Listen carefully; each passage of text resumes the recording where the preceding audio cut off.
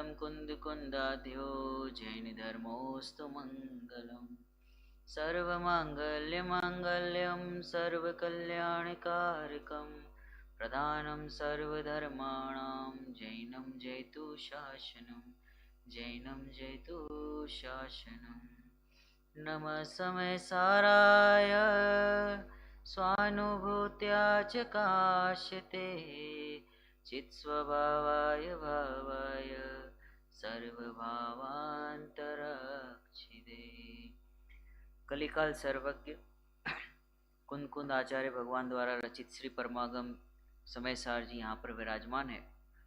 इसमें हमारी चर्चा पुण्य पाप अधिकार पर विगत 2-3 दिन से चल रही है। पुण्य पाप अधिकार, पुण्य और पाप दोनों के ही भाव या पुण्य पाप दोनों ही मेरे में प्रवेश करता नहीं, मेरे में नहीं करता, अर्थात थोड़ा सा माणिक थोड़ा सा वॉल्यूम बढ़ाना। पुण्य और पाप दोनों मेरे में प्रवेश नहीं करता और मैं उसमें प्रवेश करता हूँ कि नहीं करता, कि नहीं करता हूँ। एमा नथी ए मारामा नथी, हूँ मारामा छू ए एमा छे, ए मारामा नथी, हूँ एमा नथी। मैं उसमें नहीं हूँ, वो मेरे में नहीं है, मैं मेरे में हूँ, वो उसमें है। अगर इतना पता चल जाए तो विश्व में अशांति है ही नहीं। जो अशांति है वो दो चीज़ को मिक्स करने की है ना, दो चीज़ को मिला के देखने की अशांति है। देखो ये तो पूरा ना जगत में भी देखने मिलता है, जहाँ दो बैंड वाले साथ में आ जाते हैं ना, वो पूरा बिगाड़ देते हैं म्यूजिक। शादी में दो बैंड वाले आ गए, पता ही नहीं चलेगा क्या बज रहा है। ऐसे ही दो, अगर वो क्या बोलते हैं वो भोजन बनाने वाले को, रसोईया है ना, रसोईया दो मिल गए ना तो खाना बिगड़ेगा। इसीलिए हमारे आचार्य देव ने कहा एकत्व निश्चयगत समय, सुनी नो गाथा, एकत्व निश्चयगत समय सर्वत्र सुंदर लोकमा तेथी बने विखवादिनी बंधन कथा एकत्वमा। जहाँ दो है, द्वंद है, वहाँ दुख है, वहाँ आकुलता है, और अकेला हमेशा सुंदर होता है। विश्व में ही देख लो, मोदी जी अकेले शांति से जीवन जी रहे, नहीं तो वो ऐसे डिसीजन नहीं ले पाएंगे। और ये सच में है, आप प्रकृति से भी देखेंगे, यहाँ कोई महिला और पुरुष की बात नहीं चल रही, यहाँ पे एक पने की बात है। एक बहुत बड़े साइंटिस्ट हुए है ना, जिन्होंने परमाणु बम बनाया है ना, परमाणु बम बनाया। उसके बाद उन्होंने कहा कि इस सच्ची घटना है कि मुझे इस कंट्री में ये अपने को करना है, ब्लास्ट करना है ऐसा। तो उन्होंने कहा कि ये सीक्रेट प्लान है, किसी को नहीं कहना है ना। अब उन्होंने क्या किया कि अब घर पे तो बात करेंगे, तो वाइफ को बता दिया। अब वाइफ ने पता नहीं पड़ोसी से कहा ये बात है ना, वो जो कंट्री तक पहुंच गई, मतलब उसकी तारीख बदलनी पड़ी। ख्याल में आ रहा है कि नहीं आता? तो जहां दो है ना वहां द्वंद है, और अकेला हमेशा सुंदर होता है। अब अकेले का हम जो दो सोचते हैं ना, दो शरीर सोचते हैं, नहीं, दो आप परिणाम के साथ भी लगाइए। जो मेरा परिणाम हो रहा है वो भी तो दो पना है ना, वो भी तो मुझसे जुदा है।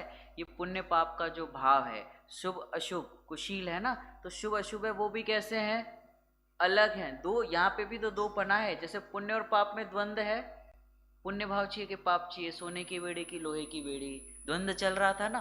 क्या चाहिए, चॉइस इज योर्स, प्रभावना देते ना, तो आपको दो चॉइस दिए तो कंफ्यूजन होगा, फिर कौन सा ले, होगा कि नहीं? द्वंद हुआ। अब द्वंद होगा ना तो आकुलता होगी। अब यहाँ पे भी द्वंद है ना, क्या द्वंद हो रहा है, मैं आत्मा हूँ कि मैं पुण्य पाप भाव वाला हूँ, मैं आत्मा हूँ या भावों वाला हूँ, शुभ भाव वाला हूँ या अशुभ भाव वाला हूँ। तो द्वंद चल रहा है, तो कौन हूँ मैं? और इसी ये घर्षण चल रहा है अभी अपने साथ, मैं आत्मा हूँ या ये मैं ज्ञायक हूँ या फिर मैं राग भाव वाला हूँ, कौन हूँ मैं? तो वो दोनों में अभी क्या चल रहा है, द्वंद चल रहा है। अब द्वंद में हम फंसे हुए हैं, एक डिसीजन लेना पड़ेगा। अब एक ही, यहाँ की दुनिया अलग है और यहाँ की दुनिया अलग है। आइए पढ़ते हैं हम गाथा नंबर 147। देखो क्या लिखा। ये सोने की बेड़ी और लोहे की बेड़ी की कल्पना चर्चा हुई थी। अब देखिए इसी गाथा को पुष्ट करते हुए आगे, बहुत सुंदर गाथा है, हम सभी साथ में पाठ करेंगे। प्राकृत है ना, बहुत सरल है, आप ब्रेक कर करके पढ़ेंगे ना तो बहुत इजी, और इसको ट्रांसलेट करना भी बड़ा आसान है, संस्कृत से सरल है ये प्राकृत। तमहादो कुशिले ही य रागम वाकुणहमावस संगम साहिणो ही विनाशो कुशिल ससंगरायेण हिंदी। इससे करो नहीं रागवा संसर्ग उभय कुशील का। इस कुशील के संसर्ग से नास तुझ स्वातंत्र का। कितना अच्छा हिंदी वाले में ख्याल में ऐसा है। इससे करो नहीं राग, किससे? पर द्रव्यों से। वा संसर्ग उभय कुशील का, बाहर के संसर्ग ना करो। इस कुशील के संसर्ग से क्या होगा? नाश तुझ स्वातंत्र का, स्वयं की स्वतंत्रता का क्या होगा? नाश हो जाएगा। देखो अब गाथार्थ में क्या लिखा। इसलिए इन दोनों कुशीलों के, कौन से कुशील? पुण्य और पाप दोनों को कुशील कहा ना पिछली गाथाओं में। कुशीलों के साथ राग मत करो अथवा संसर्ग भी मत करो, क्योंकि कुशील के साथ संसर्ग और राग करने से क्या होता है? स्वाधीनता का नाश होता है, अर्थात अपने द्वारा ही अपना घात होता है।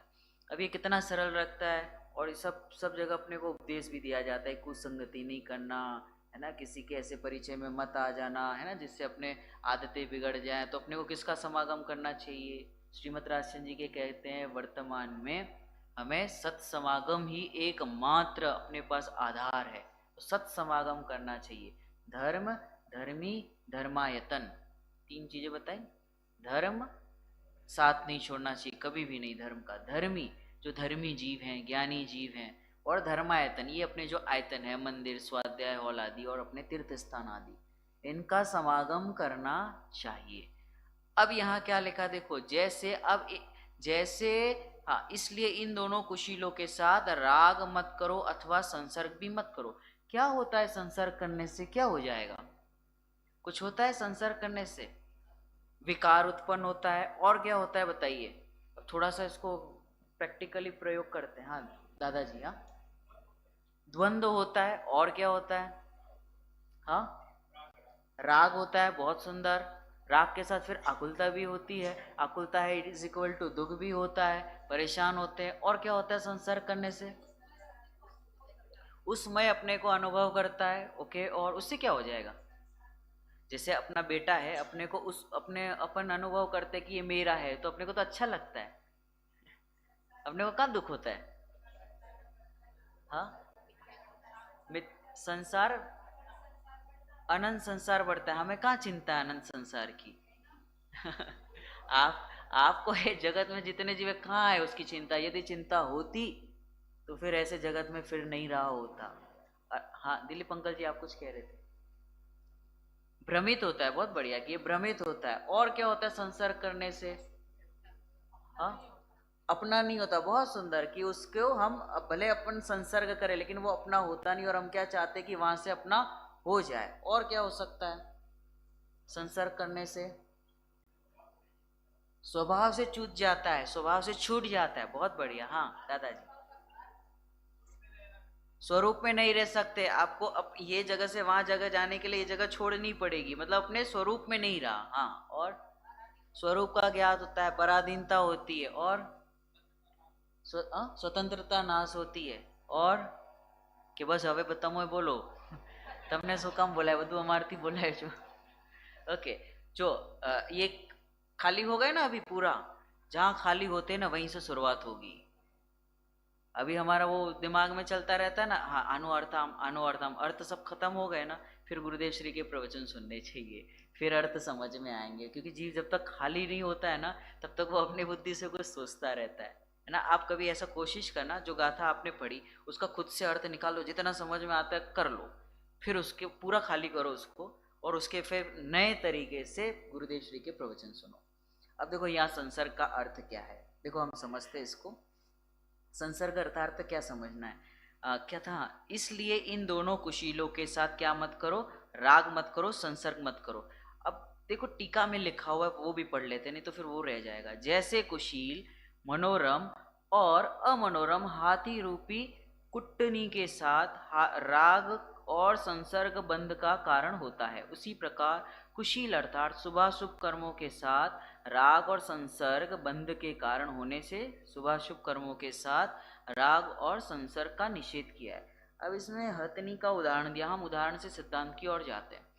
जैसे किसी हाथी को पकड़ना हो ना, तो उसके लिए किसका प्रयोग किया जाता है? हथनी को पीछे लगाया जाता है। हाथी कितना बड़ा विशाल प्राणी है, कितना जाइंट एनिमल है, लेकिन उसको पकड़ने के लिए स्पर्शन इंद्री का प्रयोग किया जाता है। मतलब हाथी को पकड़ना है ना, तो हथनी को पीछे लगाएंगे तो फिर वो फंसेगा उसमें, है ना, स्पर्शन इंद्रिय में हाथी। फिर दूसरी कौन सी? 5 इंद्रिया ना, स्पर्शन, रसना, घ्राण, चक्षु, कर्ण। सिंपल है, इंद्रियों को याद करना, ऐसे उल्टा जाना है। स्पर्शन, रसना, घ्राण, चक्षु, कर्ण। स्पर्शन इंद्रिय में कौन? हाथी। हाथी फंसता है, उसके पीछे हथनी लगाई जाती है। फिर रसना इंद्रिय, रसना इंद्रिय में कौन? मछली। मछली को पकड़ने के लिए क्या करते हैं? वो डालते हैं ना, आटा डालते हैं, चय चय वो करता है ना, एक ऐड आती थी ऐसा, तो उसको उसमें डालेंगे तो क्या कि वो आती है फंसती, किसके कारण? जस्ट खाने के लिए, उसको पकड़ने के लिए, और उसको पकड़ लेते हैं, फिर वो फंस जाती है जाल में। फिर ग्राण, ग्राण वाला किसमें फंसता है माणिक भाई? भवरा। भवरा होता है ना, वो क्या होता है कि सुगंध, फूल की सुगंध लेने के लिए वो उस पर बैठता है। फिर वो इतना तन्मय हो जाता है कि वो शाम होती है तो पूरे पंखुड़ी बंद हो जाती है, और फिर वो मरण को प्राप्त होता है। उधर वो मछली भी मरती है, हाथी भी फिर उसको फंसा फंसा के जो भी उसके साथ करते हैं। चक्षु इंद्रिय में कौन है? पतंगा। पतंगा जो होता है ना, ये लाइट दीपक होता है, तो उसके जाके चिपकता है बार बार और मरण को प्राप्त होता है। दिखता है ना हमें ये चीजें। तो आचार्य ने जो कहा है वो सही है ना? आपका यहाँ पे हम निर्णय कर रहे हैं। फिर लास्ट कौन सा है? कर्णेंद्रिय। कर्णेंद्रिय में कौन है? हरण। हिरण जो होता है ना, डियर, तो वो क्या करता है कि वो उसको बांसुरी बजाते हैं, कुछ म्यूजिक बजाएंगे तो वो आता है पास में, और वो जो रहता है शिकार करने आया है वो उसको लेके जाता है, और फिर उसका मरण को प्राप्त होता होगा, जो भी उसका शिकार करते हैं आदि। इसमें अपन तो आए ही नहीं एक भी देवलाली वाले आए अपन, ये जो 5 में अलग अलग है, हाथी ने, मछली ने, भवरान, पतंगा ने, हरण, બધું આવ્યું, આપણે તો આવ્યા જ નહીં ये मनुष्य, हाँ अपने 5 आते, अपन देवलाली आ गए, ओके, इसके लिए बच गए। तो मनुष्य गति का क्यों नहीं लिया? क्योंकि ये एक एक ये तो एक इंद्रिय में फंस रहे हैं। मनुष्य गति का जीव 5 में फंसता है। कैसे? सबसे ज्यादा मनुष्य गति में स्पर्श संसर्ग की बात चल रही है ना, स्पर्शन इंद्रिय और रसना इंद्रिय, ये दोनों में सबसे ज्यादा फंसता है। आप देख लेना दुनिया में, आप इतिहास उठा के देख लो, जितने लोग फंसे, पंडित जी ने एक दिन बताया भी था, जर जोरू जमीन, इस चक्कर में वो बर्बाद होता है। कितना भी बड़ा व्यक्ति हो, बिजनेसमैन हो, यदि वो स्पर्शन इंद्रिय में आ गया, कुशील में आ गया, पूरी तरीके से बर्बाद हो जाएगा। वो फोकस नहीं कर पाएगा, कॉन्सेंट्रेट नहीं कर पाएगा, न अपने परिवार पर ध्यान दे पाएगा। ख्याल में आ रहा है? स्पर्शन। रसना इंद्रिय, ये तो सभी जानते हैं, मतलब वो अहमदाबाद में है ना, वो ड्राई, मतलब वहाँ पे अलाउड नहीं है ड्रिंक करना, तो वहाँ से राजस्थान आता है बॉर्डर पर, और वहाँ पे वो ड्रिंक करता है, फिर आधा घंटा वहाँ बैठता है, फिर वापस से जाता है, 5-6 घंटा बिगड़ता है जस्ट वो उतने से टेस्ट के लिए। अपने तो ना आविए ना एमा, ये भी जाता है, वो उसको पता चल जाए वहाँ पे अच्छा ढोकला में। हमारे मुंबई से गुजरात के बॉर्डर तक आते कुछ तो खाने के लिए, सिर्फ नाश्ता करने के लिए उतना ट्रैवल करके फिर वापस से जाते हैं कि कहीं नहीं, चा पानी करवा गया था। अरे 5 घंटा चा पानी माँ, गजब संसर्ग किया ना। अब देखो उन जीवों के पास तो कुछ है ही नहीं, तो वो करे तो समझ में आता है, मेरे पास तो वैसे ही दुर्लभ हो। तो शीतल पंडित जी बता रहे थे ना, कितना मुश्किल से, है ना, वो उसमें आता है नॉर्मल जीव होने में, ये त्रस में आता है, वहां से निकल के निगोद से वहां ही आना डिफिकल्ट है, और ये यहाँ निकल के गाड़ी ले लेके जाके नाश्ता करता है, संसर्ग करता है। किसका संसर्ग किया? मोही जनों का यदि संसर्ग करेगा तो पंचेंद्रिय के विषय भोग ही अच्छे लगेंगे, और वो उसका भी तो गुणस्थान सेम है ना, तो सब एक गुणस्थान वाले एक जैसे होते हैं। इसलिए पहले गुणस्थान वाले जितने संसर्ग होगा उनमें द्वंद्व होना ही होना है, क्योंकि सबकी सोच अलग अलग है। घर में 5 लोग हैं तो 5 का अलग अलग मान्यताएं होंगी, झगड़ा ही होता रहेगा। 5 लोग हैं ना, क्लैशेस होंगे, कभी शांति मिलने वाली नहीं है। इसलिए घर में शांति नहीं है। इसलिए मुनिराज क्या करते हैं कि गृहस्थपना त्याग कर मुनि धर्म अंगीकार कर, नहीं तो क्यों छोड़ेंगे। 5 की 5-7 जितने, सबकी मान्यताएं अलग अलग है, लड़ते रहते दिन भर, कभी बोल के कभी नहीं बोल के। ख्याल में आ रहा है? अब ये बताना कि संघ में क्यों नहीं होता ऐसा, कोई इसका उत्तर बताए। संघ होते हैं मुनिराजों के, उसमें कभी क्लैशेस नहीं होते। रीजन क्या है? हम 5 लोग हैं, 7 लोग हैं, घर में बहुत क्लैशेस होते हैं, और वहां पर संघों में नहीं होता ऐसा। हाँ हाँ, बहुत बहुत अच्छे, एक विचारधारा और सबकी मान्यता एक है ना। अनंतानुबंधी, अप्रत्याख्यान, प्रत्याख्यान तीनों गया तो परिणति एक जैसी रहेगी, विचार नहीं। उतनी वीतरागता प्रकट हुई ना, तीन कसाय चौकड़ी चली गई। और यहाँ तो इसके अनंतानुबंधी के सद्भाव में बैठा है तो इतनी वैरायटी होती है कि इनके कभी मिल ही नहीं पाएगी सोच। इसलिए गुरुदेव श्री कहते थे, वैराग्य भाव से कहते हैं कि तू सीधो थईने ना निकले निकलेस तो तने आड़ो थईने निकलવું પડશે। निकलना तो है ही। ख्याल में आ रहा है कि नहीं आ रहा? तो क्या संसर्ग की बात चल रही थी, तो संसर्ग में क्या लेना है कि ये जब व्यक्ति का संसर्ग करता है ना, पहले यहां से समझते हैं। जैसे हम किसी व्यक्ति का संसर्ग करते तो क्या प्रॉब्लम क्या किसी से मिलने में। इवन हमारा भारतीय संस्कृति ये कहती है कि किसी से हैंडशेक भी मत करो। उसका रीजन है कि उसके नेगेटिव वाइब्स हमारे पास आएंगे, है ना, एनर्जी एक्सचेंज होती है। अब यह है कि जब हम उस व्यक्ति से मिल रहे तो होगा क्या, अब उसकी जो सोच है वो मेरे पास आएगी। जैसे आपने पूछा केम छो, मजा में, हाँ तमें क्या थी, हाँ मैं यहाँ थी, तमें क्या थी, यहाँ थी।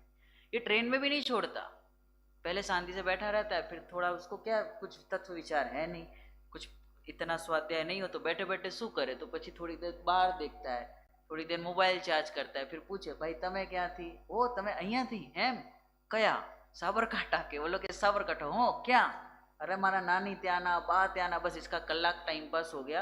वो उसका टाइम पास कर रहा है, उसका भी और खुद का भी, ऐसे करके समय निकालता है। और जितने लोग फिर लास्ट में ना वो नंबर लेते हैं, एक्सचेंज करते हैं ना नंबर, आपने भी लिया होगा। आज तक फोन किया है उन लोगों को, किसी ने नहीं किया, सिर्फ नंबर एक्सचेंज होते। वो ट्रेन वाले आज तक कभी वापस से मिलते नहीं है, फिर भी वो उसको टाइम पास करना था, बस मन बहलाना था, तो फिर वो मन बहला लिया। अब संसर्ग करने से क्या होता है कि टाइम वेस्ट हुआ, एनर्जी गई, और मनुष्य भव तो यूं ही जा रहा है। अरे अपने पास जिनवाणी है विचार करने के लिए, इतनी सारी चीजें, कुछ लिखे, कुछ पढ़े, कुछ सोचे, कुछ नहीं तो मोबाइल में गाथाएं याद करे, वो नहीं छोड़ के हम किसी, क्योंकि रुचि वहां पर है ना।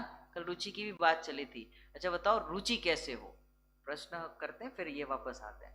रुचि कैसे हो, कहाँ रुचि कैसे होती है। जैसे हम कहते हैं ना कि रुचि करना है, रुचि करना है, रुचि करना है, कि रुचि क्यों नहीं होती। महिमा होती है तो रुचि होती, तो महिमा और रुचि है ना, दोनों सिनोनिम्स है, एक दूसरे के पूरक ही कहे जाएंगे। रुचि कब होती है, तो रुचि की नहीं जाती।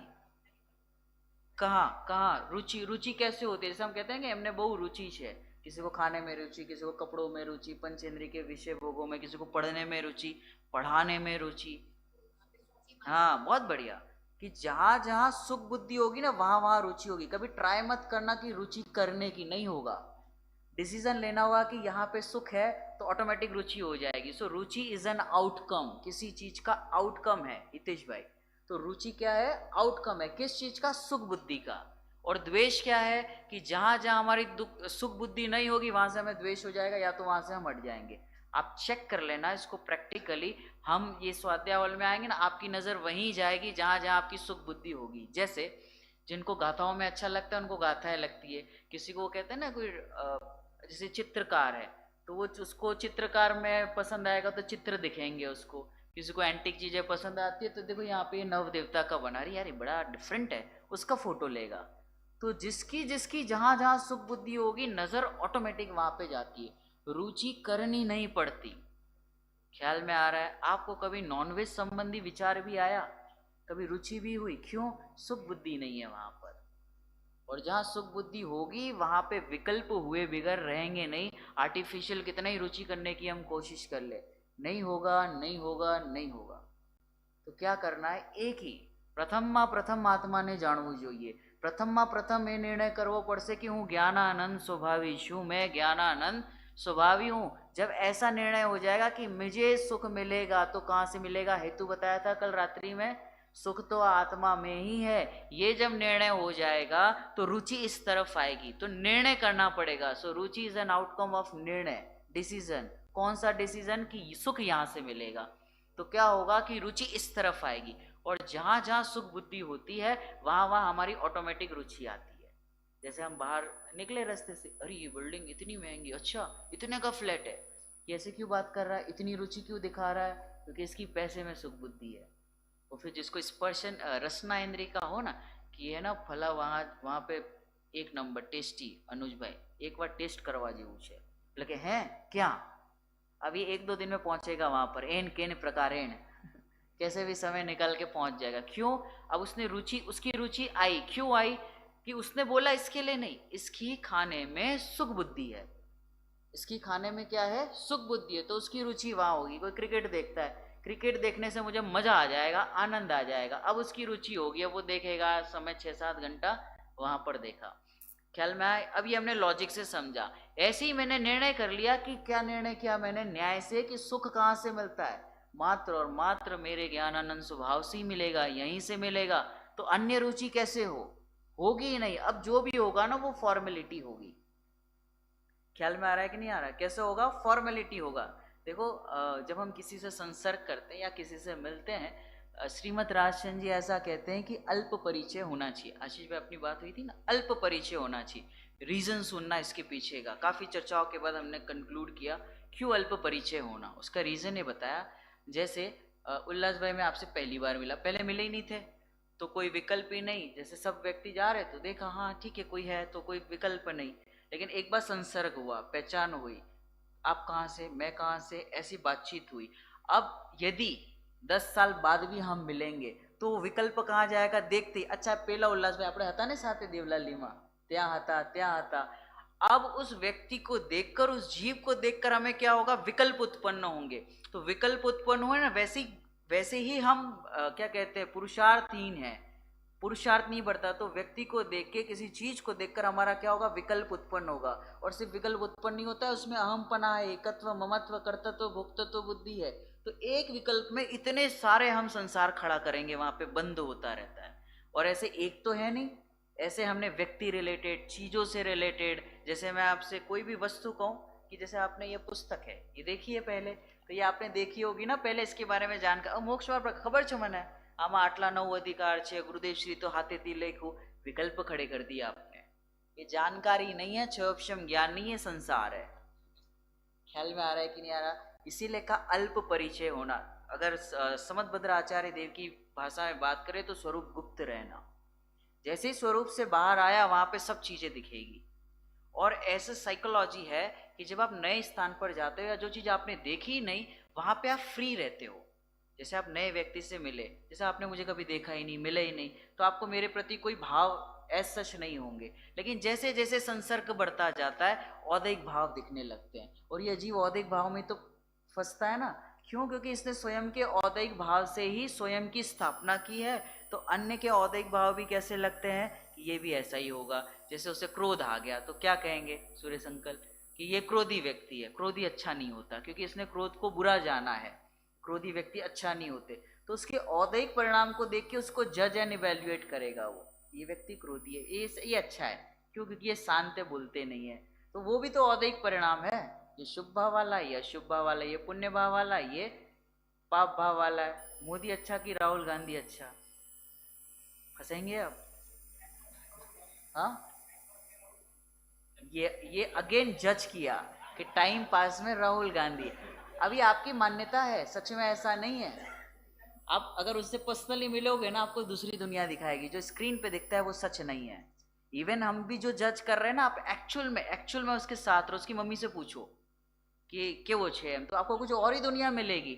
मतलब हम जिस एंगल से देख रहे हैं ना, हम अपने परसेप्शन, हम अपने पर्सपेक्टिव से उन वस्तु को, उन लोगों को देखते हैं और अपनी मान्यता में एक जज कर लिया कि ये व्यक्ति क्रोधी है, ये शांत है, ये टाइम पास वाला, ऐसे हमने जज कर लिया। और सिर्फ वहां जज नहीं किया हुआ है, स्वयं को भी हमने इसी तरीके से जज किया हुआ है ना। हम स्वयं को मानते कि मैं पंडित, मैं बोलने वाला, मैं गाने वाला, मैं खाने वाला, मैं पुरुष, मैं स्त्री। वहीं से उसी औदैहिक परिणाम से स्वयं को देखते हैं। तो हवे शू करवानो? ख्याल में आ रहा है कि नहीं आ रहा? तो फिर क्या करे? तो औदैहिक परिणाम से खुद को क्या करता है? जज करता है। और पूरे विश्व को भी औदैहिक भाव से, औदैहिक परिणाम समझ में आता है ना, उदयगत जो परिणाम होते हैं, तो औदैहिक परिणाम से जज करता है। अब हम किसी से मिले उल्लास भाई, तो हम क्या बातें करेंगे? वो अपनी कथा बताएंगे, हम अपनी कथा बताएंगे। एक्चुअल में कुछ निकलता नहीं है सर। आप किसी से कहो कि मैंने थोड़ी डायबिटीज है, तो क्या मने हती, अरे मेरा तो पूरा होने दो, अभी तो मेरी समस्या शुरू नहीं हुई, वो उसका बता रहा है। और 10 दवा। एक फिलोसोफर आया, गुरुदेव श्री बता ना, जापान से आया, तो उसने कहा कि जैन धर्म कैसा है? स्वानुभव वाला है, अनुभूतिमय है, ऐसा। एक और फिलोसोफर आया, उसने बोला कि इंडिया में आया कि इंडिया के बारे में आपने क्या जाना? तो उन्होंने कहा कि every time is A T time. Every person is a doctor, यहाँ पे हर कोई डॉक्टर है। मतलब आपने कुछ कहा तो उसके बाद छोटा मोटा तो बता ही देगा, मतलब हर कोई बच्चा भी बता देगा यहाँ का। मतलब डायबिटीज है तो वो अपनी समस्या बताएगा, और फिर पता नहीं तरह तरह के नाना नाना प्रकार के उसको जितना नॉलेज है पूरा का पूरा करेगा। इसमें उसकी एनर्जी जाएगी, आपका भी टाइम जाएगा। संसर्ग करने से इतना नुकसान होता है, ख्याल में आ रहा है। और अब इसकी थोड़ी सी लेयर के नीचे जाना, नुकसान क्या है कि वो जो व्यक्ति जो बात कर रहा है ना, जिस जहां से वो बात कर रहा है, पहले तो वो कषाय से बात कर रहा है, मान कषाय से पुष्ट कर रहा है, और कहीं ना कहीं उसकी कषाय है, और यहाँ पे मेरी कषाय भी उठती है ना, संसर्ग में आया। जैसे वो शरीर के संसर्ग में आता है तो परमाणु एक्सचेंज होते हैं, ऐसे ही कषायों के भी संसर्ग होता है तो वो एक्सचेंज होते हैं परमाणु। आप किसी शांत व्यक्ति के पास बैठेंगे तो आपको शांति लगेगी, क्रोधी व्यक्ति के पास जाएंगे तो अपनी भी कषाय बढ़ेगी। अपन बाहर जाते किसी से मिलते हैं तो उस तरीके के भाव होते हैं, मंदिर में आए प्रवचन किए तो हमारा कैसे भाव मैच होते हैं, तो फिर वो हमें उस टाइप के निमित्त नैमित्तिक संबंध के कारण वो हमें वहाँ पे शांति लगती है। अब जो व्यक्ति से हमने बातचीत की, जो व्यक्ति से संसर्ग किया किसी भी या किसी वस्तु से, तो उसके जो वाइब्स रहते हैं ना वो एक्सचेंज होते हैं, एनर्जी एक्सचेंज होती है। अब वो जो व्यक्ति बात कर रहा है ना वो ऑलरेडी उस चीज की बात कर रहा है जिसमें बदलाव नहीं हो सकता। ज्यादा करके अनर्थ दंड वाले भाव होते हैं जिसका कोई वास्तविकता से लेना देना नहीं है। एक ही कहानी हजारों साल से रिपीट कर रहे हैं, वही कल वाली लोटा लेके आए थे तो मैं क्या करूं, आप लेके आए थे बराबर है। एक हमारे भाई है, उन्होंने अपने बच्चे से कहा कि यार तुम ऐसे ही पैसा वेस्ट कर देते, तुमको पता है एक एक रुपया कैसे कमाया जाता है, हमने कितनी मेहनत से इतना प्रॉपर्टी, और सच्ची बात ऐसा तो इतना किया है। उसने बालक ने एक ही कहा, अंबानी तो नहीं बने ना, खत्म, स्टोरी फुल स्टॉप। क्या बोलेंगे बोलो, बोले उस दिन के बाद मुझे समझ में आ गया, समझाने से समझ नहीं आता कि बहुत अच्छी बात है कि जल्दी समझ में आ गया, नहीं तो पूरा भव निकल जाता। ख्याल में आ रहा है, संसर्ग इज वेरी डेंजरस। अगर इसको साइंस से आप रिसर्च से भी देखेंगे ना, इसलिए संसर्ग मात्र सत्समागम, यहाँ साधर्मी से संसर्ग करना, धर्म धर्मी धर्मायतन, इसी से संसर्ग करना। यदि ये शब्द समझ में नहीं आते हो ना तो भी जिनवाणी ऐसे हाथ में लेके बैठे रहना, जरूर भला होगा, भगवान बन जाएगा। आपको कैसे कैसे नहीं पढ़ने आता हो तो भगवान कैसे बनेगा। कुंद आचार्य देव को जानते हो ना, कौंडिस नाम का ग्वाला था, कहाँ पढ़ने आता था। ऐसे जिनवाणी की महिमा करते करते हुआ ना, कितने जीव ऐसे हो गए जिन्हें अर्थ नहीं समझ में आते थे, लेकिन भाव भाषण महिमा से उसकी महिमा कर करके, अब जब वहां महिमा आती है जिनवाणी की, ओ ऐसे ही तो मैं हूँ, मेरे बारे में ही तो लिखा है। देखो एक छोटी सी कथा, बीच में बहुत सारे थॉट्स आ जाते हैं। तो एक बात है, दादी थे, उनको वो जिनवाणी लेके बैठे थे और अपने पंडित जी गए होंगे शास्त्री वास्त्री करके नए, और पढ़ रहे होंगे, और वहां गए पढ़ाने के लिए 10 लक्षण में। तो बा से पूछा, बा ऐसे ना कोई कर्णान्योग का ग्रंथ सम्यक ज्ञान चंद्रिका कोई ऐसे लेके बैठे होंगे, तो वे पढ़ रहे थे। तो जो स्टूडेंट थे वो शास्त्री, उन्होंने कहा कि अब बात आप ये पढ़ रहे हो, ये तो हमें समझ में नहीं आता, तुम कहाँ लेके बैठे हो, कुछ छोटा मोटा पढ़ो, ऐसे स्टोरी कहानी बताओ, अभी उम्र कहाँ है, कर्णान्योग कहाँ पढ़ रहे हो। तो बा ने बहुत अच्छी बात बोली, उन्होंने कहा कि मुझे तो पढ़ने ही नहीं आता है, ये मेरे लिए तो काला अक्षर भेष बराबर है। अब ध्यान से सुनना बा ने क्या कहा, ये शास्त्री से भी आगे निकल गए। इन्होंने ऐसा कहा कि मैंने पूर्व भर्म में कोई ऐसी विराधना की है जिनवाणी की, जिस वजह से मुझे अपनी माता की बात समझ में नहीं आ रही। इस भव में मैं अहोभाव पूर्वक भावनाओं से जिनवाणी को हाथ में रखती हूँ, ताकि अगले भवों में ये जिनागम का ज्ञान मुझे हो पाए। ख्याल में आ रहा है कि नहीं आ रहा।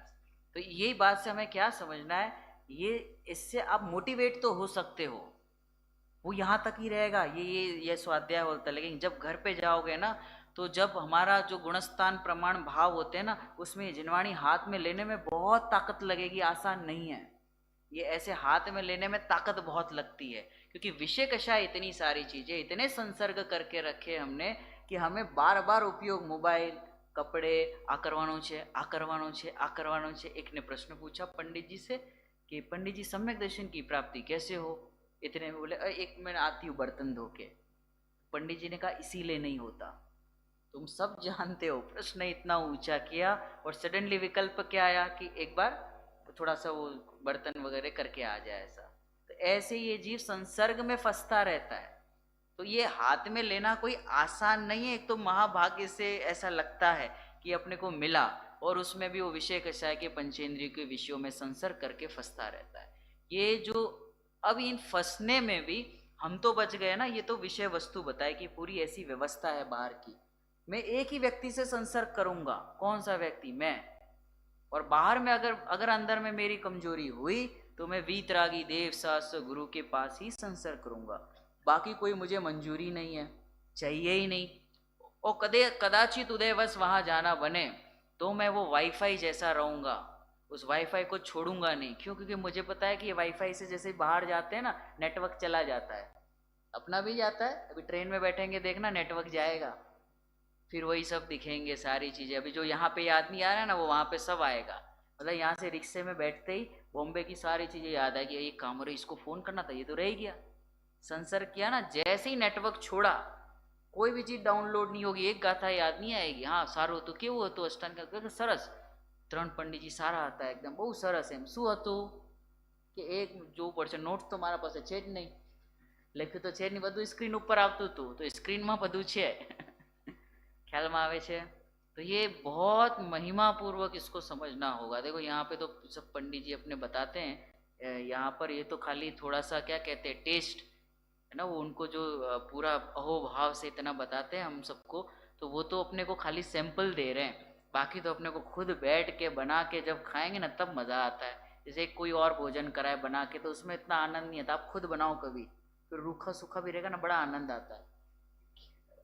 हाँ ये ट्रेलर है, स्टोरी इसमें लिखी है पूरी पूरी कहानी। और ऐसी एक नहीं है, ऐसे हमारे डायरेक्टर बहुत सारे हैं। ठीक है, देखो क्या बात थी, औदैहिक परिणाम से। तो संसर्ग जब भी करें तो किसी जीव को औदैहिक परिणाम से ना देखे, वो तब पॉसिबल होगा। अभी वो तब पॉसिबल होगा लॉजिक से कि जब मैं अपने आप को औदैहिक परिणाम से नहीं देखूंगा ना, तो पूरी दुनिया में औदैहिक परिणाम से हम किसी को नहीं देखेंगे बाय डिफॉल्ट। ख्याल में आ रहा है?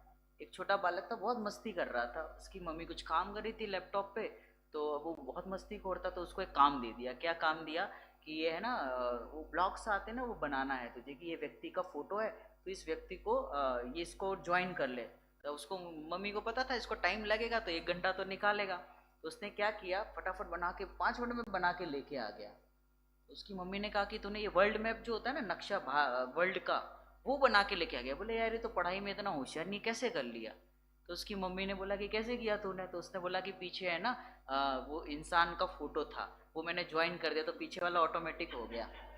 ख्याल में आ रहा? उदाहरण समझ में आया? इसी तरीके से जब ये व्यक्ति को, अगर हम अपने आप को औदैहिक परिणाम से इधर सेटअप कर लिया ना, सही तरीके से ब्लॉक्स सही कर लिए, तो पूरे विश्व में वो पूरा विश्व हमको व्यवस्थित दिखेगा। जैसे उस बालक ने उस व्यक्ति को ठीक कर दिया, तो वो पूरा विश्व प्रॉपर दिखने लगा कि ये विश्व है।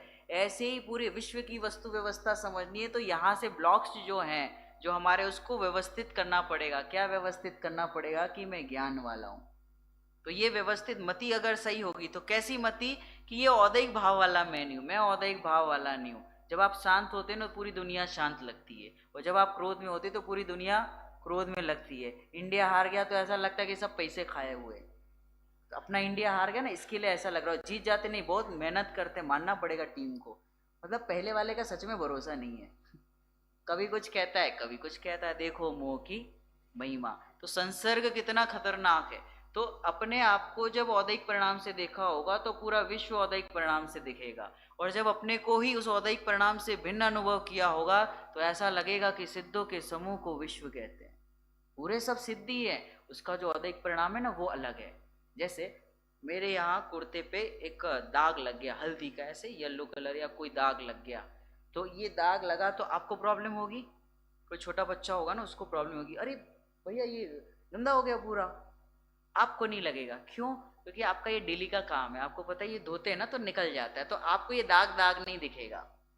ख्याल में आ रहा? क्योंकि आप ऑलरेडी उसको भिन्न नहीं देख रहे। कहीं नहीं, एरियल है ना, धुल जाएगा, है ना, वो एड में आता है ऐसा। तो ये है ना, ऐसे ही वेद विज्ञान है ना अपने पास, वेद विज्ञान है ना, तो वो अलग ही दिखता है उसको। जैसे आपको ये दाग इस कपड़े रूप नहीं दिखता, उसी प्रकार से ज्ञानी जीव को, जिसने औदैहिक परिणाम को, द्रव्य कर्म, भाव कर्म, 9 कर्म को सबसे अपने से अलग देखा है, तो उसे पूरे विश्व में भी वो जुदा ही दिखता है सभी जीव के लिए, चाहे वो निगोदिया जीव क्यों ना हो।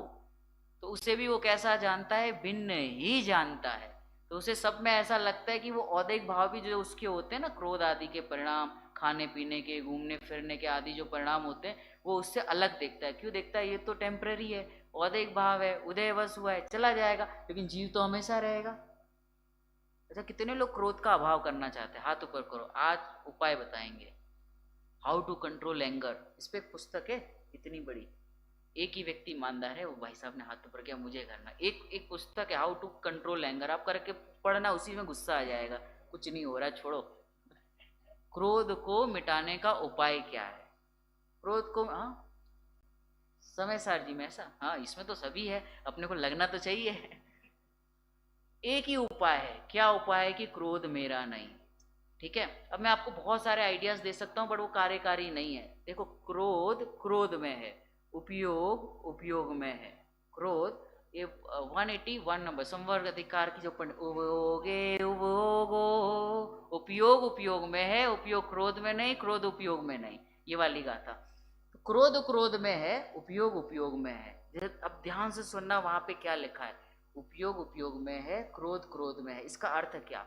White is white, black is black, black is black, black black है, फुल स्टॉप, आंसर खत्म। कैसे?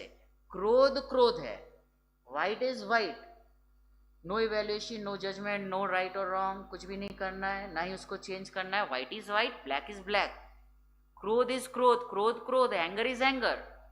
अब इसी पे स्टिक रहो, यहीं पे रुकना थोड़ी देर। क्रोध क्रोध है, क्रोध क्रोध है, अच्छा है कि बुरा है, आई डोंट नो। रोकना है कि बदलना है, मुझे नहीं पता।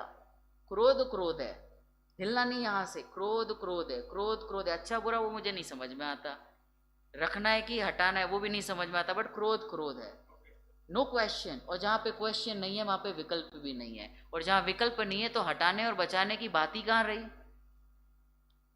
लॉजिक समझ में आ रहा है? क्रोध क्रोध है, अच्छा है कि बुरा है, जब अच्छा बुरा करेंगे ना तब वो हटाने और निकालने की बात आएगी। क्रोध, सॉरी, हाँ हाँ, क्योंकि मुझे वो अपना उदाहरण प्रूफ करना था ना। हाँ हाँ, अरे वो उदाहरण उसको पुष्ट करने के लिए, एक मिनट में आ रहा हूं। क्रोध क्रोध में है, कहां पे? क्रोध क्रोध है, क्रोध क्रोध में है, क्रोध क्रोध है, क्रोध क्रोध में है, वो वही है, उधर ही है। क्रोध मेरे में नहीं है। अब यहां पे आओ, ये क्योंकि ये नोन है ना क्रोध वाला। उपयोग उपयोग में है, उपयोग उपयोग में है। अब उपयोग को लाना है, ले जाना है, कहीं से उत्पन्न होगा, कुछ होगा। क्यों? क्योंकि मेरे में एक गुण है ना, पंडित जी बताते, प्रमेयत्व गुण के कारण आत्मा को जानना भी नहीं है। क्यों? जिस शक्ति के कारण द्रव्य किसी न किसी ज्ञान का विषय, तो मैं ही मेरे ज्ञान का विषय बनूंगा, मुझे करना भी नहीं है। आत्मा को जानना है ऐसा नहीं, जानने में आ ही रहा है 17-18 गाथा। क्यों? क्योंकि इसमें प्रमेयत्व नाम की शक्ति है ना, गुण है, तो शक्ति के कारण वो जानने में आ ही रहा है। और आत्मा तो आत्मा में आत्मा ही है ना।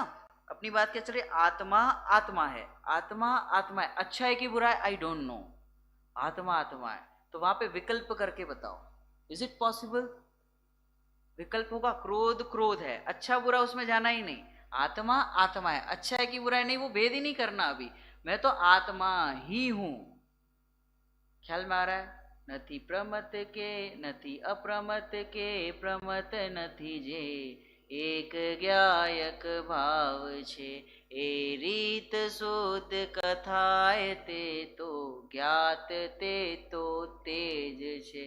जब ये इतना प्रोसेस समझ में आएगा ना, तब समझ में आएगा कि ज्ञात ते तो तेज छे, नवी हो दी अपमत्तो णपमत्तो जान दो दूजो भावो।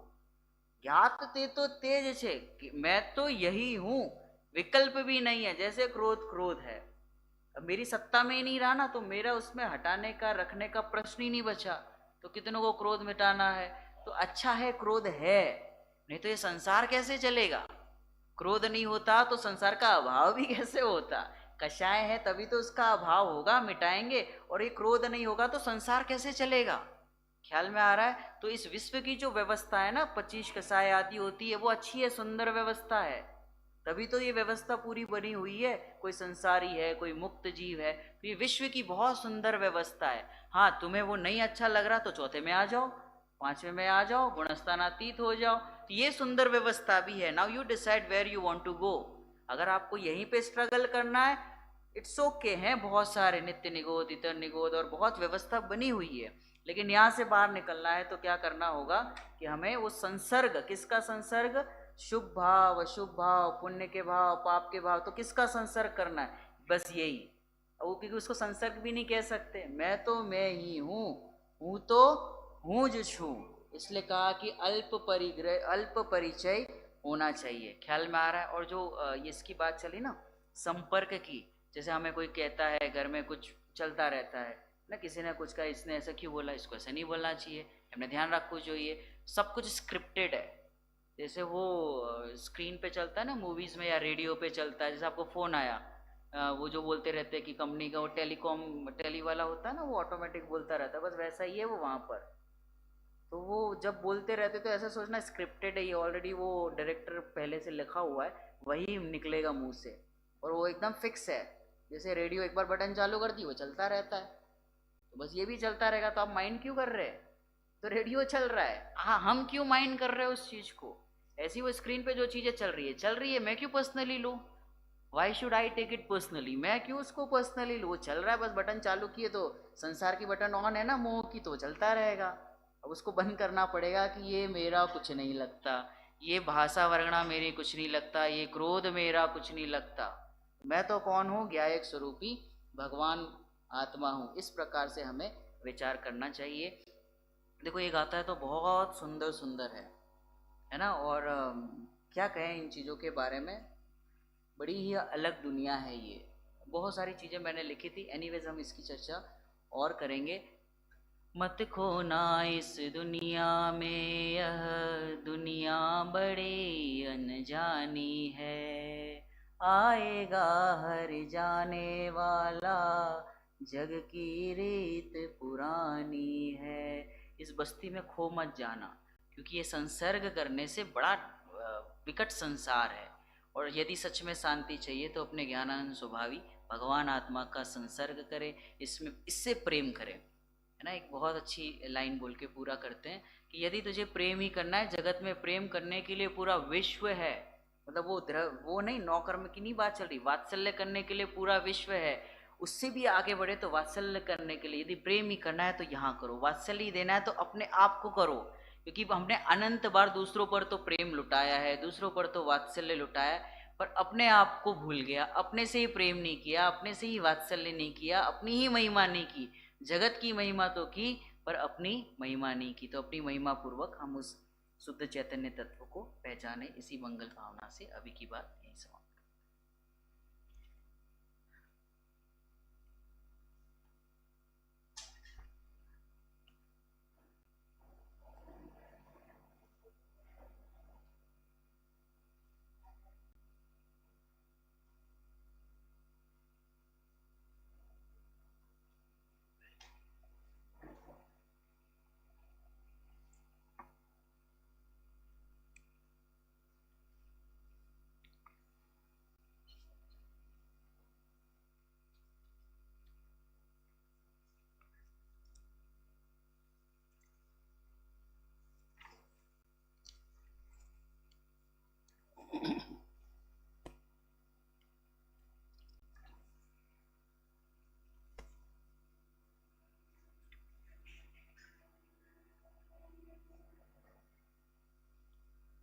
ओम नमो सिद्धेभ्य। जय श्री ओम नमो सिद्धेभ्य।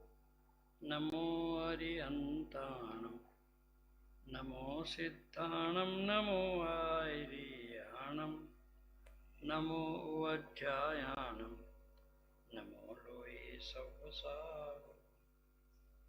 ओंकारमिन्दुसंयुक्तं नित्यं ध्यायन्ति योगिनां, कामदं मोक्षदं चैव ओंकाराय। मंगलम भगवान वीरो, मंगलम गौतमो गणी, मंगलम कुंकुंदार्जुवेदनमस्तमंगलम। सर्वमंगल मांगल्यम सर्वकल्याणकारकम, प्रधानम स्वधर्मानां जैनम जेतु शासनम। निज स्वरूप को परम रस जामे भरो अपा, बंदो परमानंदमय समय सार। श्री समय सारजी परमागम कर्ता कर्माधिकार गाथा नंबर 77-78 पेज नंबर 143 143 144 144। चर्चा अपनी कर्ता कर्म संबंधी जो प्रवृत्ति है, इस जीव को अनादिकाल से परद्रव्य का मैं करता हूँ और परद्रव्य मेरे कर्म है, ऐसी मान्यता कर्ता बुद्धि के कारण से रही है। क्यों रही है? कि इसे वास्तव में कर्ता कर्म का वास्तविक स्वरूप ज्ञात नहीं है। तो इन 76, 77, 78, 79 4 गाथाओं में अमृतचंद आचार्य ने कर्ता कर्म का वास्तविक स्वरूप बताया कि कर्ता कौन होता है, कर्म क्या होता है, और कर्ता का स्वरूप कैसा और कर्म का स्वरूप कैसा। तो कर्ता तो द्रव्य है जो सदाकाल अपने गुण पर्याय से एकत्र लिए हुए ही रहता है, वो तो हो गया कर्ता। और कर्म उसका वो कार्य, उसका वो परिणमन, उसकी वो पर्याय, वो उसका कर्म। तो ये वास्तविक कर्ता कर्म का संबंध अपने द्रव्य गुण पर्याय का है। बाकी अन्य द्रव्य के उनके गुणों के परिणमन, उनकी पर्याय में कर्ता कर्म संबंध नहीं होकर के निमित्त नैमित्तिक संबंध होता है। क्या कहा? और जिनवाणी में निमित्त नैमित्तिक संबंध की अपेक्षा से बहुत कथन मिलता है, और हम अज्ञानी जीव उस निमित्त नैमित्तिक संबंध को ही कर्ता कर्म बना मान लेते हैं। समझ आ रही बात दिलीप भाई?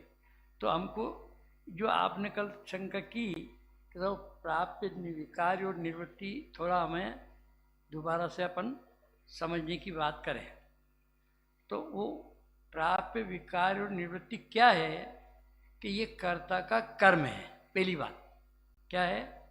ये कर्ता का कर्म है। अर्थात कर्ता कर्म का मतलब कि कर्ता तो द्रव्य और कर्म उसका परिणाम, तो द्रव्य का परिणाम है। पहली बात तो ये बहुत क्रम से समझना पड़ेगा कि कर्ता और कर्म। तो कर्ता तो कौन हो गया? द्रव्य। और कर्म कौन हो गया? अभी अभी अभी इसकी बात तो करो, मैं अपनी बात नहीं करें। अभी तो प्रत्येक द्रव्य, हर एक द्रव्य जो परिणमन स्वभावी है, विशेष सामान्य विशेष रूप है, तो सामान्यपना तो उसका एक रूप लेना है और विशेष रूप बना उसका परिणमन करना है, परिणमित होता हुआ। तो अब वो बाद में अपन करेंगे। अभी बात होगी कि मैं भी एक द्रव्य हूँ और मेरे भी परिणमन होता है, मेरी भी पर्याय होती है। अब अभी उसकी बात आई। अभी तो इतनी बात समझ लें कि वो कर्ता द्रव्य और कर्म उसकी पर्याय, परिणमन। तो ये प्राप्य, विकार और निवृत्ति, ये तीनों कर्ता का कर्म है। क्या है ये तीनों? क्या है? प्राप्य भी, विकार भी और निवृत्ति भी। ये क्या है? तीनों कर्ता का कर्म, अर्थात कर्ता का कार्य, अर्थात पर्याय, अर्थात परिणमन। समझ में आ गई बात? ये क्या है? प्राप्य, विकार्य और निवृत्ति, कि ये तीनों कर्ता का कर्म है, अर्थात पर्याय है। अब वो पर्याय का स्वरूप कैसा? अभी अपन बात करते हैं ना कि साहब वो ये शरीर है, तो शरीर का स्वरूप कैसा? कि उसके दो आंखें होती है, दो कान होती है, एक नाक होती है, एक मुंह होता है, दो पैर होते हैं, दो हाथ होते हैं, ऐसा सब बताना पड़ता ना। तो वो उसका स्वरूप बताएंगे। हम जब बच्चे थे, पढ़ते थे स्कूल में, तो हमको गाय का लेख लिखने को देते थे हमारे गुरुजन, कि गाय के ऊपर लेख लिखो, और बताते थे। तो हम क्या लिखते थे कि एक गाय होती है, वो सफ़ेद होती है, उसकी पूँछ होती है, उसके दो सींग होते हैं, उसके दो आँखें होती है, उसके 4 टांगे होती है, ऐसा उसमें लिखते। तो पूरा जो लेख होता था ना उसका, उसके स्वरूप का। तो ऐसे वो कर्ता का जो कर्म है, अर्थात जो पर्याय है, वो परिणमन है, उसका स्वरूप कैसा? उसके लिए कहते हैं कि उसका स्वरूप है प्राप्य, विकार्य और निवृत्ति। ये कर्म है, ये कर्म का स्वरूप है, पर्याय है, पर्याय का स्वरूप है। समझ में आ रही बात? बहुत शांति के साथ समझना धीमे से। अब ये कैसे है? अपन ने क्या कहा कि कर्ता का कर्म है, तो कर्ता तो कौन हो गया? द्रव्य हो गया। कि कर्ता, मैंने एक दोहा बोला था बनारस राज्य का, आपको ध्यान में हो तो, कर्ता परिणामी द्रव्य, कर्म रूप परिणाम। क्या? कि कर्ता तो जिस द्रव्य में परिणाम होता है, जिस द्रव्य में पर्याय होती है, वो पर्याय का कर्ता वो द्रव्य है। तो अर्थात जो परिणमन हुआ, जो पर्याय हुई, वो क्या हो गया? वो तो कर्म हो गया। और वो जिसमें हुई उसको जो करता है वो द्रव्य उसका कर्ता कहने में आता है। तो ये पर्याय हुई ना कर्म, ये कर्ता का कर्म हुआ। तो कर्ता परिणाम द्रव्य, तो वो परिणाम स्वरूप वो कर्म। अब वो क्या है कि वो जैसा द्रव्य है उसके अनुरूप ही यदि उसकी पर्याय है तो वो कर्ता कर्म सच्चा है, और यदि द्रव्य के अनुरूप पर्याय नहीं है तो वो कर्ता कर्म भी झूठा है। समझे डॉक्टर साहब? क्या? जो द्रव्य जैसा है, अभी पंडित जी कह रहे थे ना, वो क्या कह रहे थे, मारे में न थी, और मुझे तो आपकी वो गुजराती बोलने में आती नहीं है, समझ में तो आती है, क्या बोलना तो नहीं आता है, पर समझ में तो आती है कि मैं पर में नहीं, पर मुझ में नहीं, मैं पर का करता नहीं, पर मेरा करता नहीं। ऐसे दोनों तरफ से, क्या?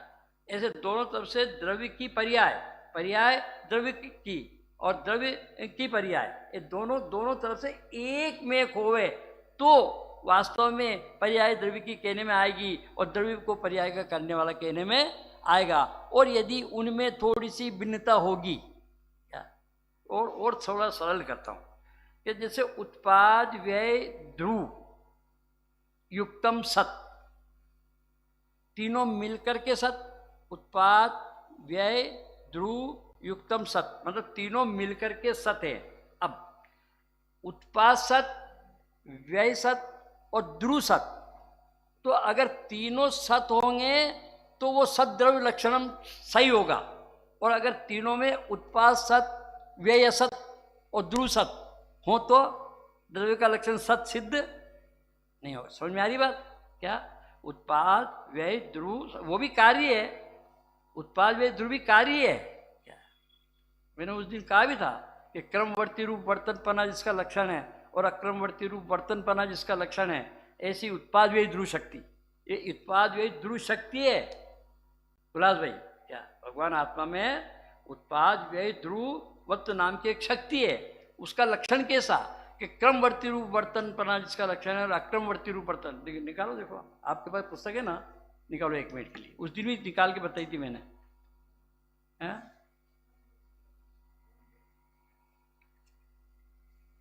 तो 1 मिनट, ये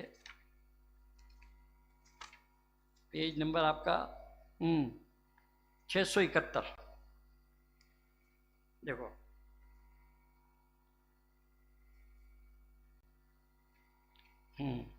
यहाँ देखो आप 671 पे 18वें नंबर की शक्ति है। हाँ, नए में अलग होगा पेज, देखो। हाँ देखो, क्रमवर्ती रूप और अक्रमवर्ती रूप वर्तन जिसका लक्षण है, ऐसी उत्पाद व्यय ध्रुवत्व शक्ति इस भगवान आत्मा में एक ऐसी शक्ति है जिसमें उसका क्रमवर्ती वर्तन अर्थात क्रम रूप परिणमन और अक्रमवर्ती रूप वर्तन अर्थात एक सा रहने रूप वर्तन। क्या बोला?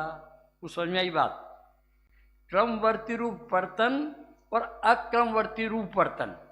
तो क्रमवर्ती रूप वर्तन का मतलब वन के एक के बाद एक पर्याय क्रम से जो परिणमित होती है, उत्पाद व्यय उत्पाद व्यय उत्पाद व्यय उत्पाद व्यय व्यय उत्पाद, ऐसा क्रम से चलता रहता है परिणमन। और अक्रमवर्ती रूप वर्तन मतलब गुण जो अनादि से अनंत काल तक द्रव्य में एक साथ रहते हुए एक से रहते हैं, एक साथ रहते हुए एक से रहते हैं, सब द्रव्य एक साथ भी रहते हैं और एक से रहते हैं। एक द्रव्य एक गुण दूसरे गुण से प्रभावित नहीं होता, ज्ञान गुण दर्शन गुण से प्रभावित नहीं होता, दर्शन गुण ज्ञान गुण से प्रभावित नहीं होता। यद्यपि ऐसा कथन भी जिनवाणी में मिलता है, कैसा? कि साहब सम्यक दर्शन होते ही ज्ञान भी सम्यक हो जाता है, एक तो नहीं था। तो क्या सम्यक ज्ञान हुआ वो सम्यक दर्शन के कारण से हुआ? नहीं हुआ। वो छेदला कारण लिखा ना है, सम्यक साथे ज्ञान हो यपे भिन्न आराधो लक्षण श्रद्धा ज्ञान दुहु में भेद अवा। दोनों में भेद है क्या? उसका लक्षण क्या? सम्यक दर्शन का लक्षण श्रद्धा, सम्यक ज्ञान का लक्षण जानना है, तो वो भेद है। तो दोनों अलग अलग है ना, तो दोनों को एक दूसरे की अपेक्षा नहीं, ऐसे अनंत गुण आत्मा में एक साथ रहते हुए अनंत काल तक, अनादि से लेकर अनंत काल तक एक से ही रहते हैं। तो एक से रहते हैं ना, ये उसका वर्तनपना है, लक्षण है। तो ऐसी वो उत्पाद वे ध्रुव शक्ति है जिसके कारण से द्रव्य निरंतर परिणमन करता भी रहता है। तो वो जो द्रव्य परिणमन करता है वो परिणाम, वो पर्याय, वो उसका कर्म है। अब उस कर्म को अमृतचंद आचार्य ने विस्तार से समझाने का प्रयत्न किया कि वो प्राप्य, विकार और निवृत्ति स्वरूप है। कौन कौन को? कर्म को, अर्थात पर्याय को। बहुत शांति, धीमे धीमे, जल्दी नहीं, बिल्कुल भी। क्या वो कर्म अर्थात वो पर्याय, परिणमन, उसको अमृतचंद आचार्य ने प्राप्य, विकार और निवृत्ति तीन रूप स्वरूप से समझाया। इसका तीन रूप स्वरूप है, तीन रूप है। अब वो कैसे है कि निवृत्ति अर्थात, देखो आपको पुस्तक में ही मैं बता दूँ कहाँ लिखा है, बता देता हूँ आपको। अपने इसमें 76 नंबर की जो गाथा है ना, उसके भावार्थ के नीचे वाली पंक्ति देखना आप। 76 नंबर की गाथा में भावार्थ है ना, निकाल दो, इस पर जो सबको भी दिख जाएगा। 76 नंबर की गाथा, उसमें आपके ये भावार्थ के नीचे सामान्यतया मिला, आगे ना, उल्लास भाई नहीं आया, आगे ना, देखो देखो, सामान्यतया कर्ता का कर्म तीन प्रकार का कहा जाता है। अब तो आगे समझ में कि सामान्यतया मतलब सामान्य रूप से, कर्ता का कर्म ने पर्याय, द्रव्य की पर्याय, उसको कितने रूप से कहा जाता है? तीन रूप से। वो कौन कौन सा? ये निवृत्ति, विकार और प्राप्य, ये तीन रूप से उस कर्ता कर्म अर्थात उस पर्याय को कहा जाता है। मतलब एक द्रव्य की, एक समय की पर्याय, उसके तीन रूप। क्या कहा? एक ही पर्याय के तीन रूप, एक ही द्रव्य की एक समय की पर्याय, उसके तीन रूप। कौन कौन से? निवृत्ति, प्राप्य और विकार्य, है ना। तो अब उसका वो खुलासा कर रहे, देखो, कर्ता के द्वारा जो पहले न हो ऐसा नवीन कुछ उत्पन्न किया जावे, अर्थात जो उत्पाद हुआ, पर्याय का उत्पाद हुआ, पर्याय उत्पन्न हुई, तो जो पर्याय भी वर्तमान में उत्पन्न हुई ना, वो पूर्व में नहीं हुई थी। हर समय की पर्याय नई नई होती है।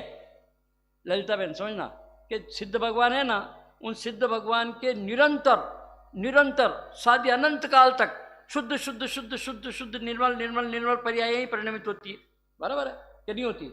लेकिन वो हर समय की पर्याय नई नई होती है। नहीं समझ में आई बात? थोड़ा और सरल करता हूँ। आप लोग कभी सम्मेद शिखर तो जाते हो? अरे पंडित जी हम तो बहुत जाते हैं।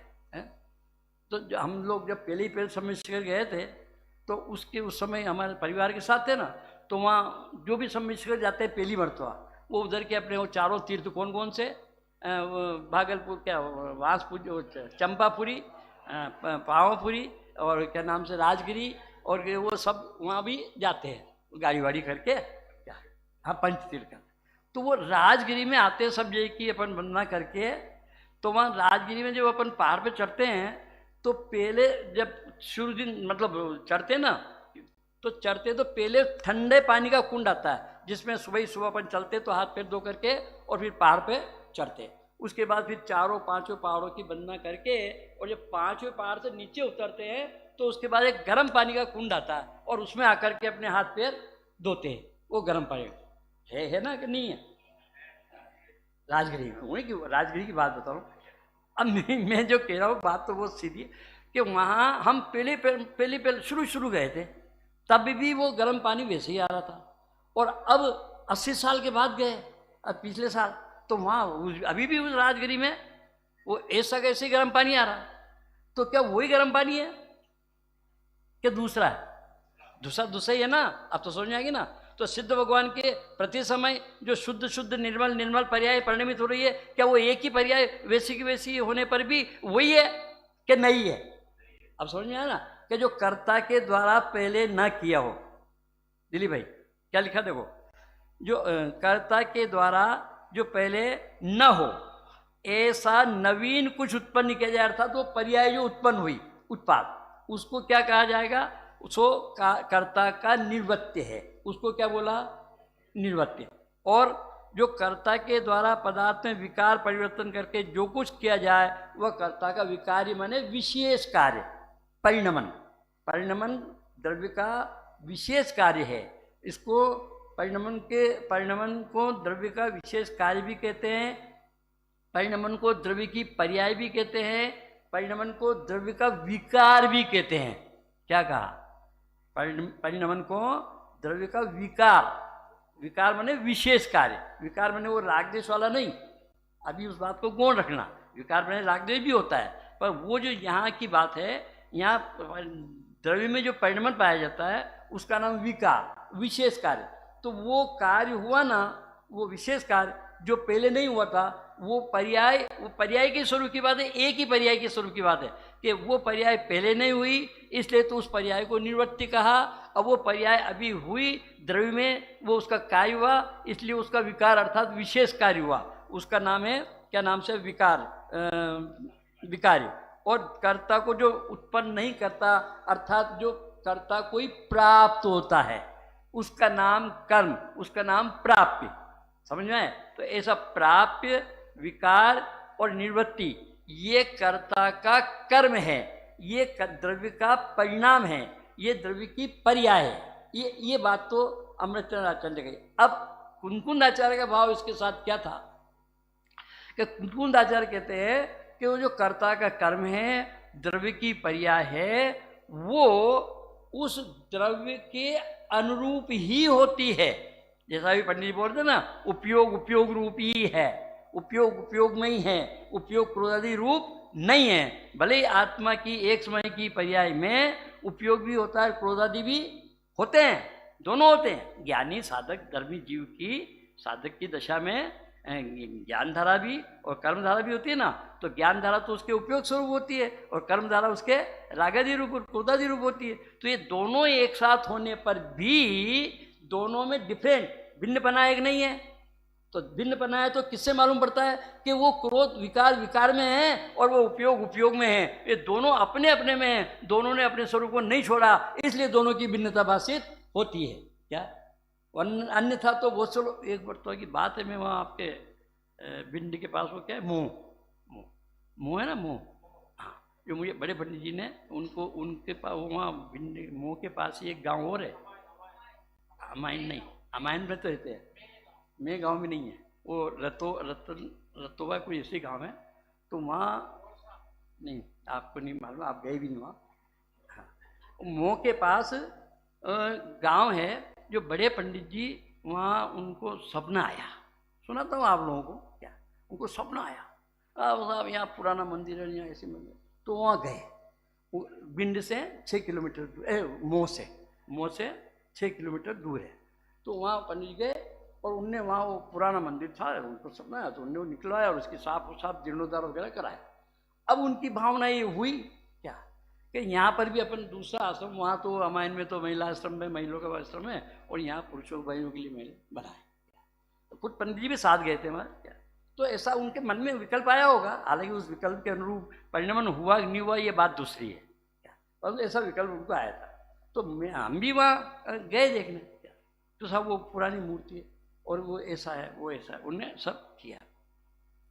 मैं तो ये कहना चाह रहा हूँ कि उनको सपना आया और सपना आकर के उनने अपना ऐसा विचार बनाया कि यहाँ भी अपन आश्रम बनावे, पर वो नहीं बना। क्या नहीं बना? और आज भी वो मंदिर पुराना जीर्णोद्धार उसका जरूर किया, बाकी वहाँ प्रतिमा जो पुरानी निकली उसकी प्रक्षाल अभिषेक करने वहाँ मुँह से ही कोई आदमी जाते हैं और वो करते भी, और पंडित जी अभी भी जाते हैं वहाँ पर। एक बार तो मैं खुद उनके साथ गया। तो मैं तो ये कहना चाह रहा हूँ कि वो अपने इच्छा के अनुसार कार्य हो जाए ये जरूरी नहीं है। कार्य तो प्रत्येक समय का जो कार्य होता है, अर्थात प्रत्येक समय की जो पर्याय परिणमित होती है, कार्य बने पर्याय परिणाम, प्रत्येक समय की पर्याय प्रत्येक समय का कार्य जो होता है वो अपनी स्वयं उपादान शक्ति के कारण तत्समय की योग्यता से ही होता है, उसके द्रव्य स्वभाव से भी नहीं होता। क्या कहा, समझ में आ रही बात? कार्य हुआ ना पर्याय में, कार्य काय में हुआ, पर्याय में, तो पर्याय में जो कार्य हुआ उसका कार्य का नियामक कारण कौन है? बोलो। कार्य के कार्य होने में कारण होते हैं ना, एक निमित्त कारण होते हैं, एक उपादान कारण होते हैं। तो निमित्त कारण तो परयोग कल्पना है, पर की कल्पना है। निमित्त कारण का मतलब तो बहुत स्पष्ट है ना कि परयोग कल्पना, लेकिन उपादान कारण तो अपनी शक्ति, अपनी योग्यता स्वयं की। वो उपादान कारण आपका दो प्रकार का, कौन कौन सा? एक त्रिकाली उपादान कारण और एक क्षणिक उपादान कारण। अब वो त्रिकाली उपादान कारण तो द्रव्य में सदा काल विद्यमान रहता है ना पंडित जी। त्रिकाली उपादान कारण तो द्रव्य में सदा ही मौजूद रहता है, लेकिन कार्य नहीं होता। भगवान महावीर स्वामी 2000 वर्ष पहले तीर्थंकर के रूप में अवतरित हुए, है ना। तो उनका आत्मा तो वही था ना जो मारिच के जीव में था, जो बील के जीव में था, जो कव्वे के जीव में था, जो आंकड़े निकड़े के जीव में था, उनकी काया में था जीव। वो त्रिकाली उपादान कारण तो उनका उसमें ही विद्यमान था और इसमें ही विद्यमान है। सदा काल त्रिकाली उपादान कारण उपस्थित रहता है, लेकिन उनकी पर्याय पूज्य कब बनी? बोलो।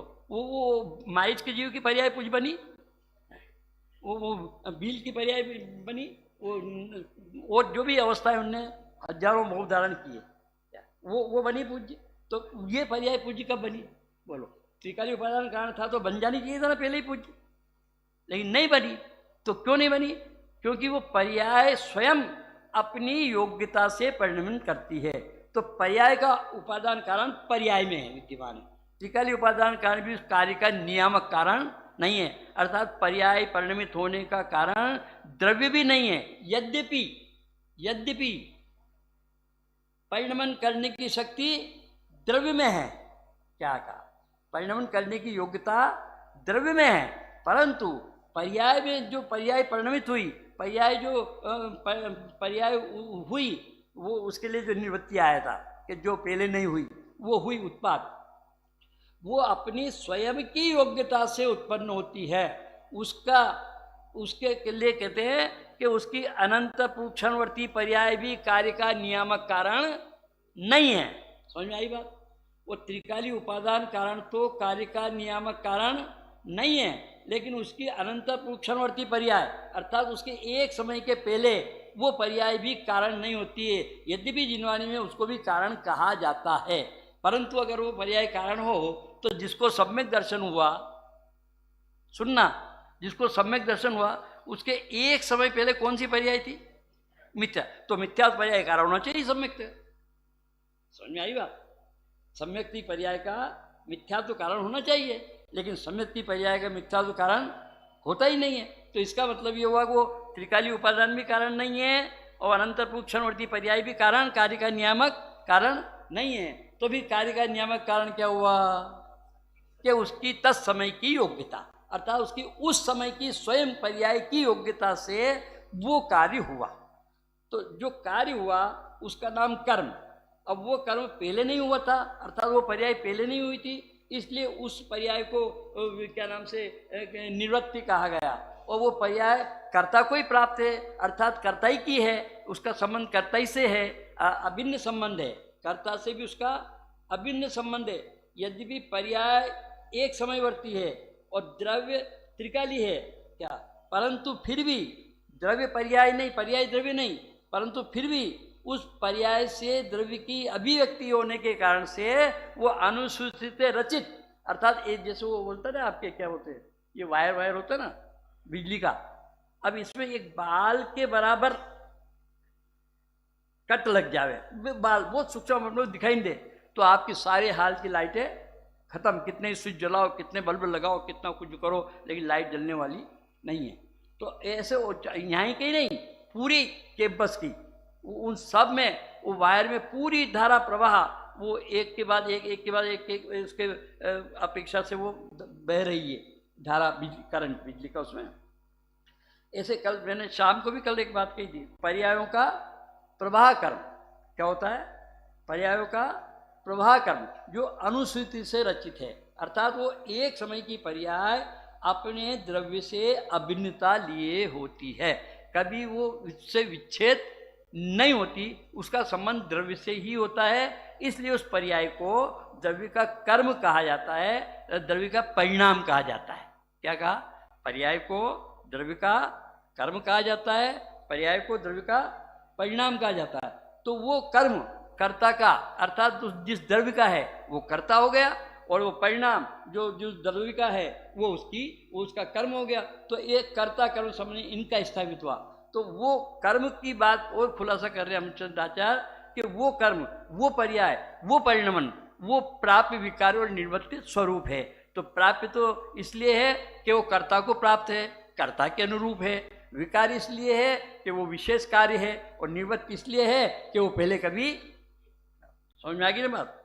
जी भाई, आपकी शंका थी ज़्यादा है, और अगर नहीं समझ में आया तो मुझे रोटी बाद में खिलाना और पहले इस बात को मुझे सुना देना, क्या तो मुझे मज़ा आएगा।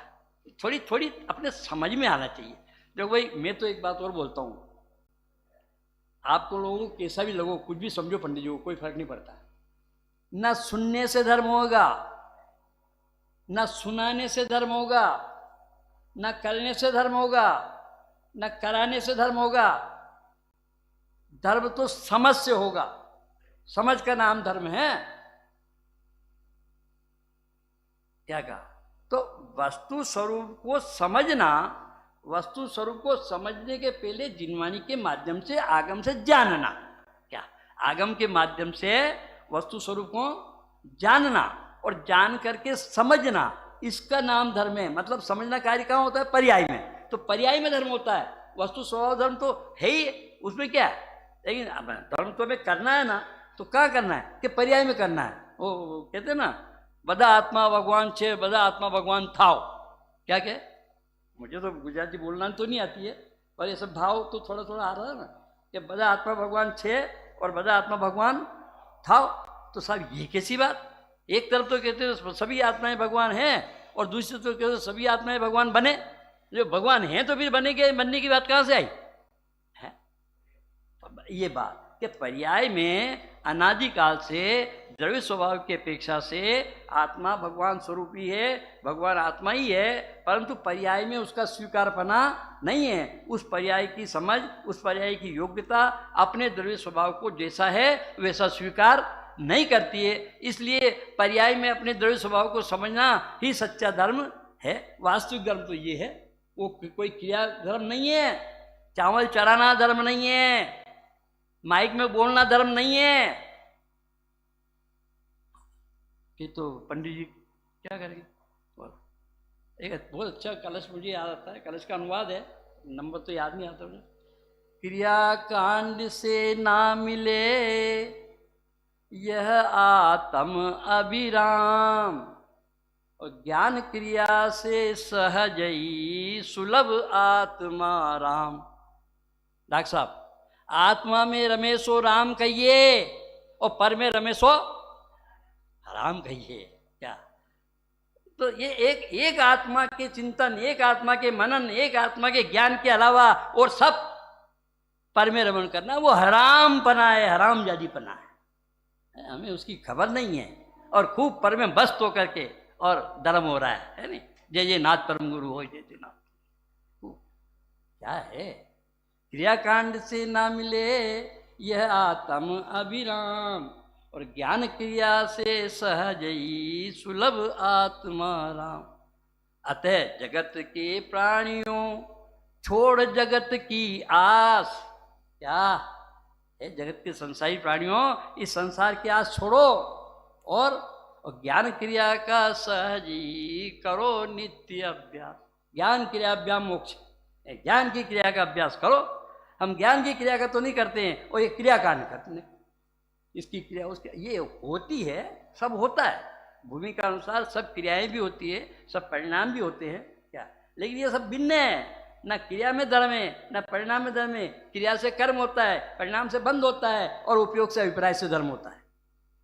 समय उपयोग समय का अभिप्राय होगा तो धर्म होगा, अन्यथा धर्म 3 काल में नहीं होने वाला। कितनी क्रिया कर लो, कितने परिणाम कर लो तुम, करोड़ों बार। गुरुदेव तो बहुत कहते थे, क्या गुरुदेव के जैसा तो वास्तव में क्या बताऊँ मैं, क्या। अब मुझे तो याद आती है, सुबह जब प्रवचन चल रहा था कल, तो गुरुदेव ने, ये गुरुदेव की हिम्मत थी क्या।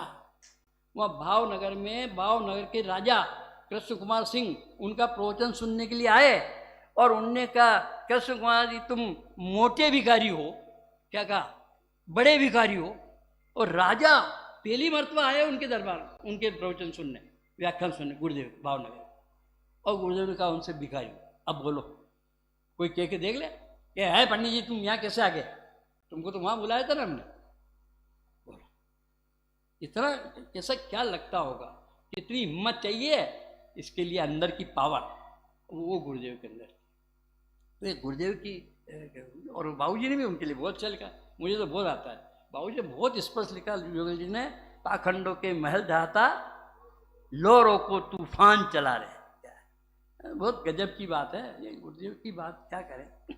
तो ये सत्य का उद्घाटन गुरुदेव के माध्यम से हुआ, मैं ये कहना चाह रहा हूँ। और वो गुरुदेव ने सत्य को जाना था, सत्य को समझा था, सत्य का अनुभव हुआ था, इसलिए सत्य कहने में भी उनको कोई इज्जत नहीं थी, चाहे वो राजा हो चाहे बड़ा सेठ हो।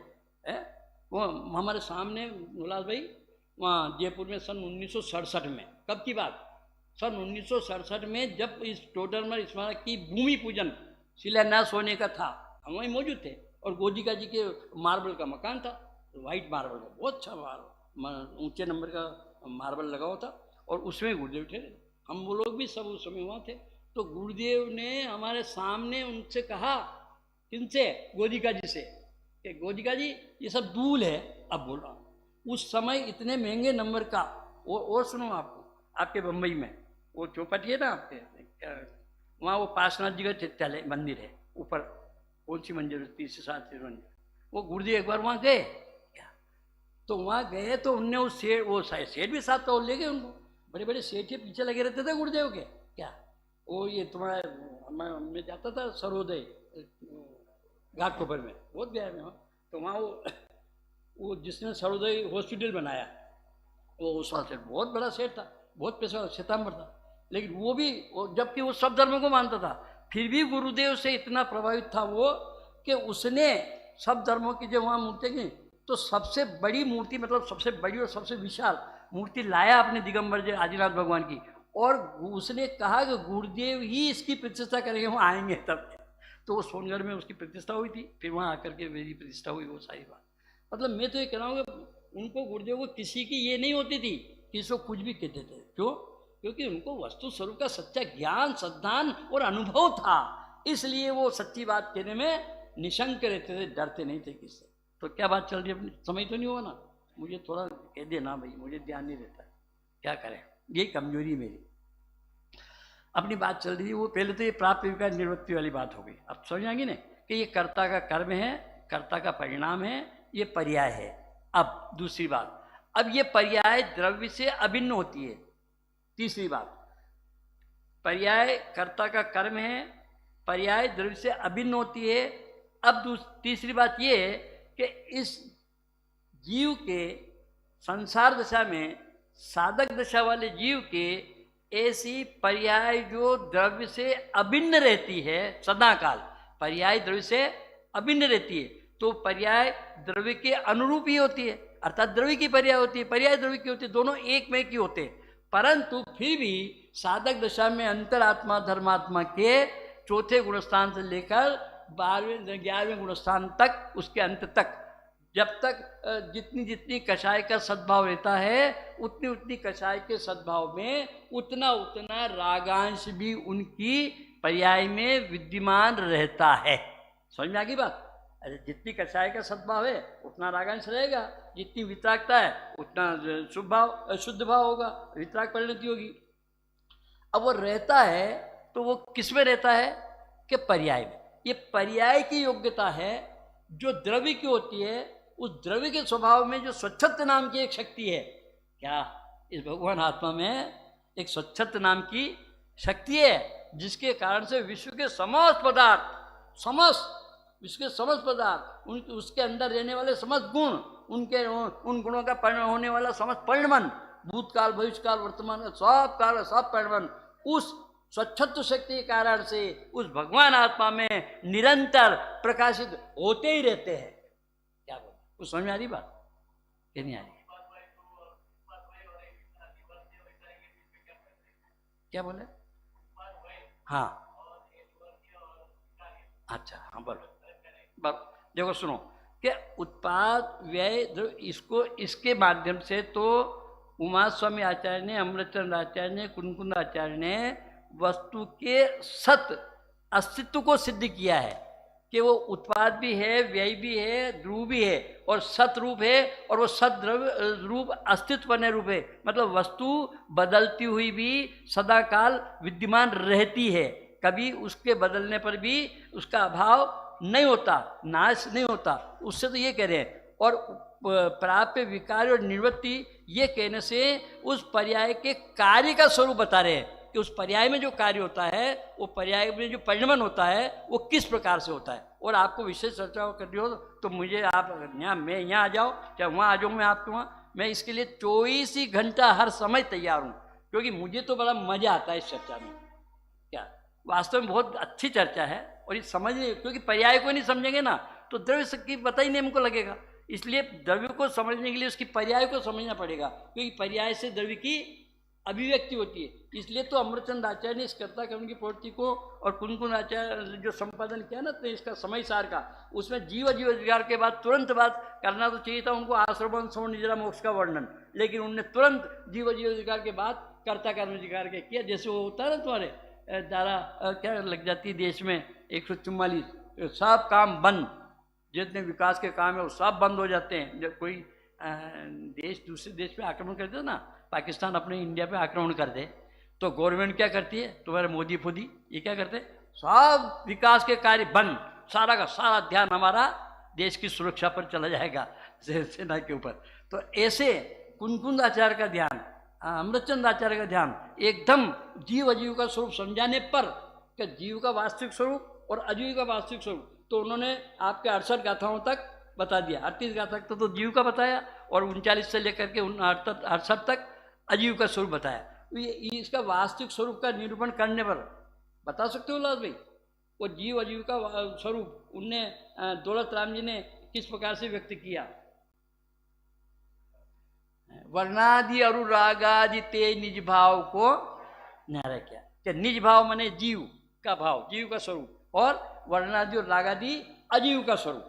वो अजीव जो 29 प्रकार का उन्होंने बताया, 55 से लेके 50 से लेके 55 गाथा तक जो बताया ना अजीव का स्वरूप, हाँ वो क्या नाम से आपके वर्णादि होता है, आश्रम है, उसका वर्णन नहीं करके उन्हें तुरंत कर्ता कर्म का अधिकार की रचना की है या उसका संपादन किया, जो भी है अपनी बात तो ये चलती है। तो ऐसा कर्ता कर्मपना जो द्रव्य और पर्याय में ही होता है, अब वो जीव की पर्याय, साधक जीव की पर्याय भ्रम कहाँ होता है, कि ये भी बात हमने स्वीकार कर ली, लेकिन साधक जीव की पर्याय में भी जो कर्ता कर्मपना अपनी द्रव्य से है, अभिन्नपना है, उस साधक जीव की पर्याय में जब दो तरह का परिणाम पाया जाता है, एक ज्ञानधारा रूप और एक कर्मधारा रूप, एक शुद्ध भाव रूप और एक अशुद्ध भाव रूप, वो दोनों पाए जाते हैं ना, ज्ञान चेतना और कर्म चेतना, अज्ञान चेतना को से, तो दोनों पाई जाती है। अब ये दोनों पाई जाती है, निर्णय ये करना है और समझाना अमृतचंद आचार्य को ये है इस टीका के माध्यम से कि वास्तव में वो कर्म चेतना